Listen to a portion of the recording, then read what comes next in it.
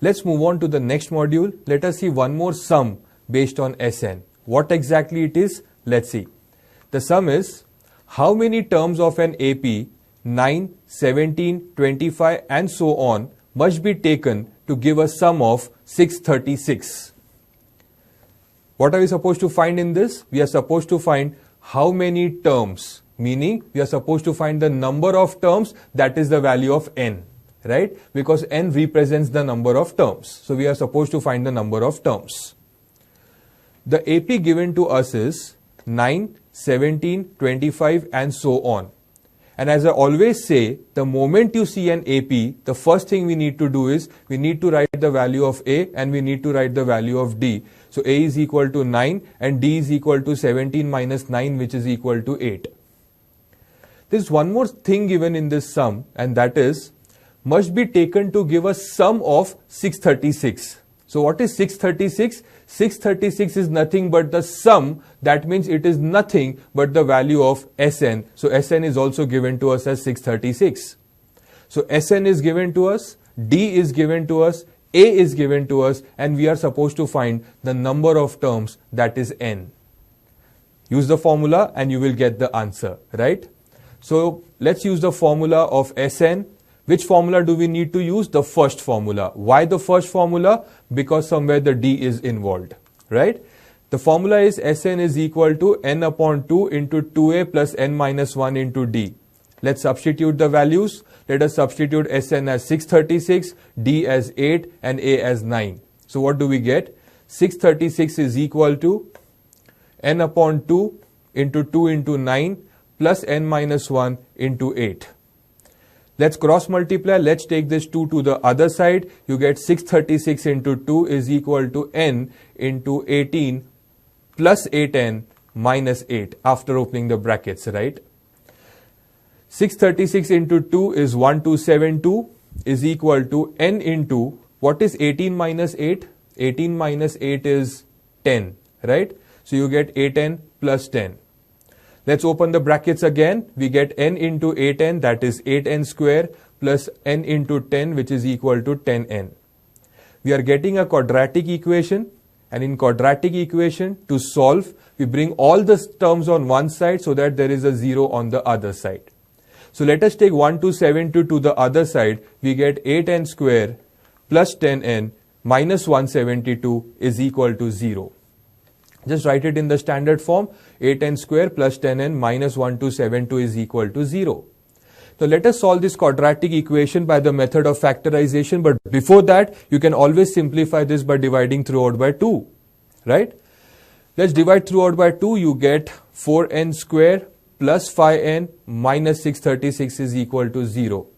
Now we are getting it in the simplified form. So now we can solve it by the method of factorization. What is method of factorization?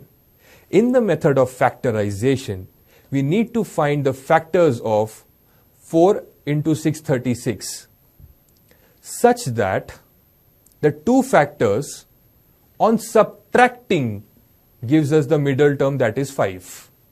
Why did I say the two factors on subtracting gives us the middle term? Because last term's sign is negative. If it was positive, we should find two factors in such a way that on adding you get the middle term. But here the last term's sign is negative. So because the last term's sign is negative, we should find two factors in such a way that on subtracting you should get the middle term. Right? Let's find the factors of 4 into 636, which on subtraction gives you the middle term, that is 5. How do we do it? Let's find the factors. The factors of 4 are 2 into 2. And factors of 636 are 2 into 3 into 53. Right?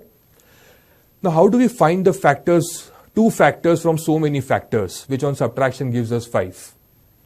The rule is simple. Start with the biggest number and all other numbers. And see which are the two factors that you are getting. The biggest number on one side and all other numbers on one side. Right? If you get the required factors, good.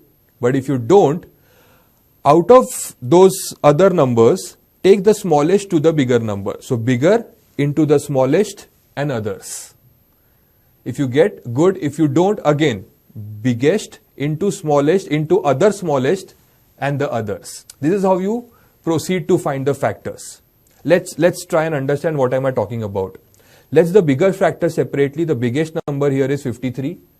And all other factors separately, 2 into 2 into 2 into 2 into 3, which is nothing but 48. Right? Now check, 53 and 48. Will that on subtraction gives us 5? Yes, 53 minus 48 is 5. So we get our factors. As simple as that. Now as far as the signs are concerned, because the middle term is having a positive sign, the bigger number will be positive and the smaller factor will be negative. So the factors are plus 53 and minus 48. So we get 4n square plus 53n minus 48n minus 636 is equal to 0. The first two terms, let us take n common. In the bracket, what remains is 4n plus 53. The last two terms, take 12 common, minus 12 common, and because we are taking minus 12 common, the signs inside the bracket will change. You get 4n plus 53 is equal to 0.